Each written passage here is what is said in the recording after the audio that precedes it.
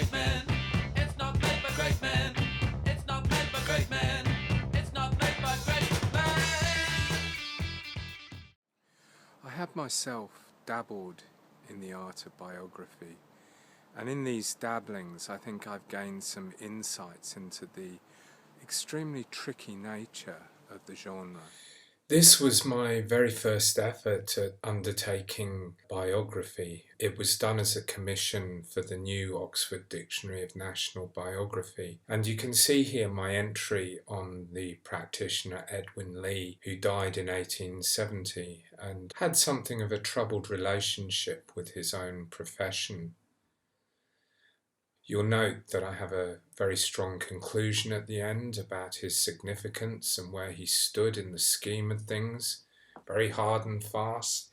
If you read through the piece as well, you'll also see that it's immersed in social history. Now, I think that it's quite interesting to compare that with the original entry that was published in 1892.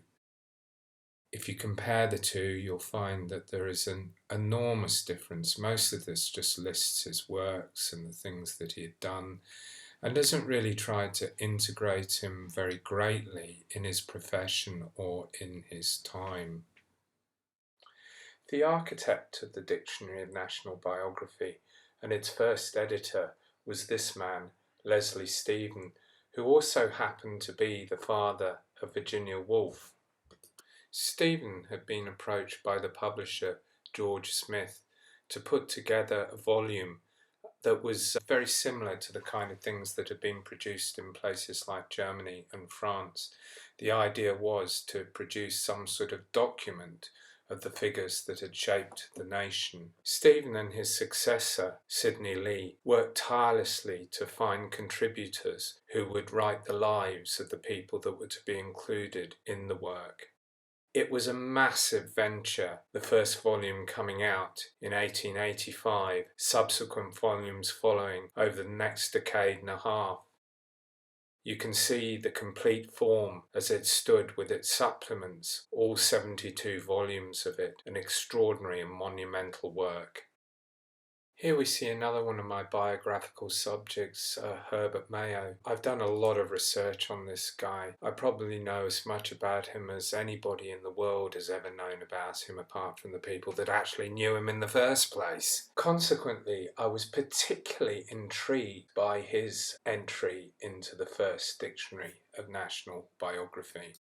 Here we see the full text version of Herbert Mayo's original entry. It does all the usual stuffs of outlining his claims to recognition, his claims to fame, but is also peculiarly reticent, borders upon the critical, which was extremely rare for these kind of entries. We see, for example, in this paragraph, something that he did being described as ill-judged. So there's a very defensive quality to this particular entry. It's only when we start looking at what was lying underneath it that we realise that there are some really quite extraordinary things going on. Firstly, the Dr. Druitt, who's quoted here, was actually a close relation of Herbert Mayo and had been a pupil under him. So he was providing first-hand testimony of Mayo's life. Nowhere can we see that in the entry itself. And then if we have a look down at the bottom right-hand corner, we see these initials, CHM. Now that was the person that wrote the entry, Charles Herbert Mayo, a member of the family, has personal knowledge. He would, for example, have known that Jessica Matilda Arnold separated from Mayo and went to live with another man. Quite a scandalous thing for those times. So in looking at this entry that has all the hallmarks of objectivity, what we've actually got is a very personal and subjective account. Now, when we bear in mind that the Dictionary of National Biography has often been portrayed as a definitive dictionary of biography, the facts in here are supposed to be ingrained in granite. When we see an entry like Mayo's and start taking it apart, we can see some of the problems that exist with biography. This strange fascination that we all have with other people and what it means to be a human is something that seems to have impelled the biographical spirit. Biography has been around as a means of describing people's lives for thousands of years, since classical times. And this is where we start this part of our story.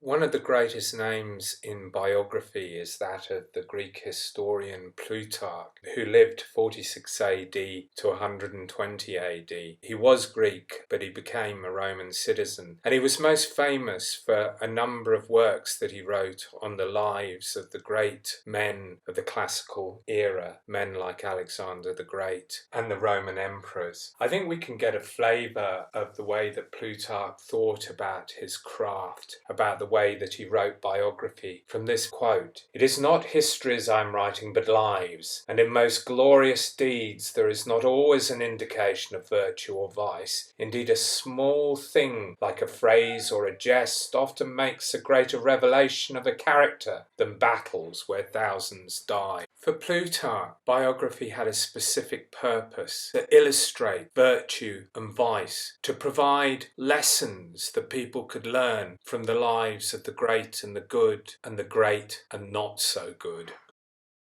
After the collapse of the Roman Empire, biography lapsed into hagiography, the description of the lives of saints that was specifically geared towards demonstrating their holiness, their sanctity, their proximity to God, their difference from other normal, more corrupt human beings.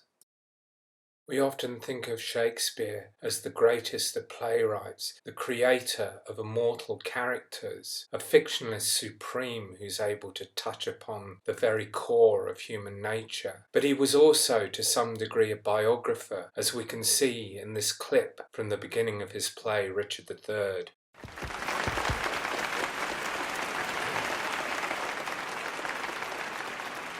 Now is the winter of our discontent made glorious summer by this son of York. And all the clouds that lowered upon our house in the deep bosom of the ocean buried. Now are our brows bound with victorious wreaths. Our bruised arms hung up for monuments. Our stern alarms changed to merry meetings, our dreadful marches to delightful measures.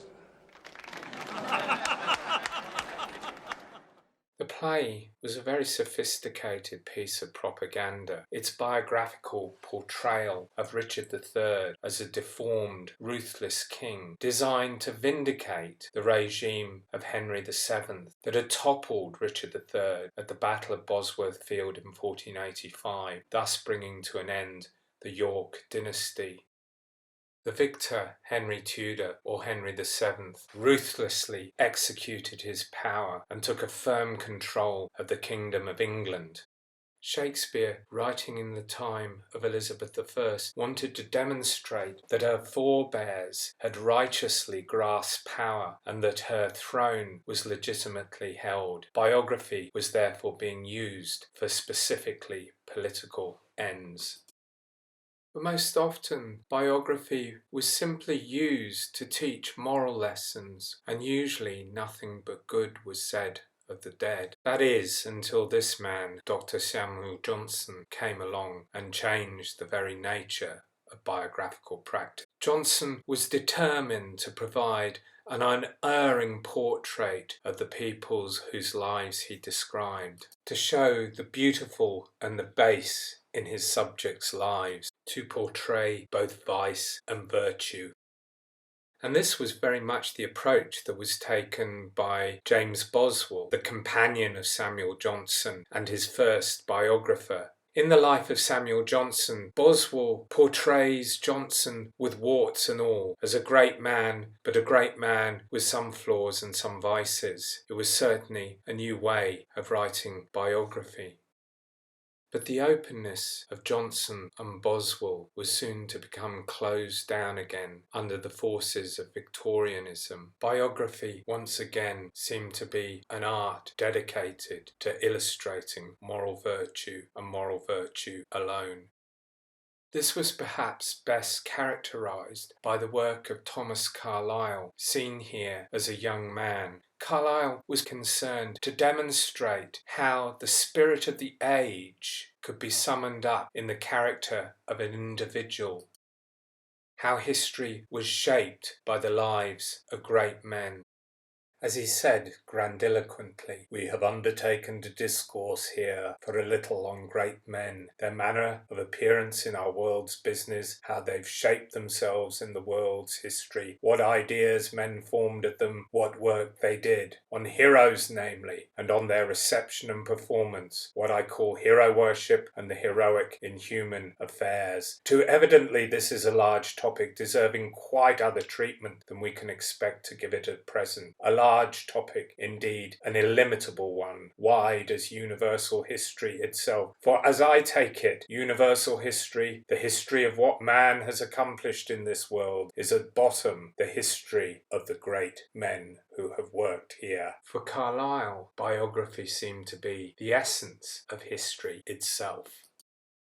Carlyle was barely dead when General Gordon besieged in Khartoum for a year from 1884 to 1885, holding out against the forces of the Muslim leader Muhammad Ahmed, and met his death at the hands of his besiegers and became a Victorian martyr. This was all part of British attempts to extend their power and influence throughout Africa. Gordon, the quintessential Victorian, an evangelical Christian, became one of the great heroes of empire, a figure who seemed to encapsulate all that Carlyle had talked about in his heroes, one of the ultimate Victorians. Lytton Strachey, a Bohemian and one of the founders of the Bloomsbury Group, had no time for Victorianism. He had no time for the cant of morality that was at the heart of the Victorian project, and he sought to puncture the pretensions and the hypocrisy of Victorianism. His principal weapon was to be biography, and in his work, Eminent Victorians, he chose 4 targets who seemed to him to represent all that was worst about the Victorian era. His scalpel dissected the famous celebrated nurse Florence Nightingale. He excoriated Cardinal Manning, who had been responsible for the split from the Church of England and going over to the Roman Catholic Church. He paid particular attention to the vile regime of Thomas Arnold, the famous headmaster of Rugby School. But of all of the heroes that Strachey took apart, none was taken apart with more vigour, force or viciousness than General Gordon.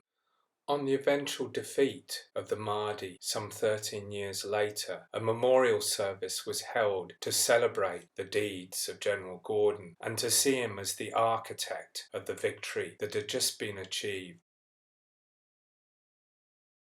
As Strachey describes it, the service was conducted by 4 chaplains of the Catholic, Anglican, Presbyterian and Methodist persuasions and concluded with a performance of Abide With Me, the General's favourite hymn, by a select company of Sudanese buglers. Everyone agreed that General Gordon had been avenged at last. Who could doubt it? General Gordon himself possibly fluttering in some remote nirvana. The pages of a phantasmal Bible might have ventured on a satirical remark. But General Gordon had always been a contradictious person, even a little off his head perhaps, though a hero. And besides, he was no longer there to contradict. At any rate, it had all ended very happily in a glorious slaughter of 20,000 Arabs, a vast addition to the British Empire, and a step in the peerage for Sir Evelyn Baring.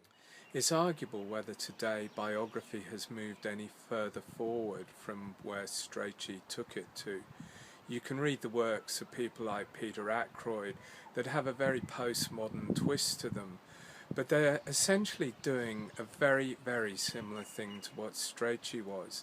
In particular, attempting to illustrate the tenor of a time through the individual that is being examined, while also trying to explore the forces that shaped that individual. In the next module, what I want to look at is the way the scientific biography has worked within the framework that I've just mapped out.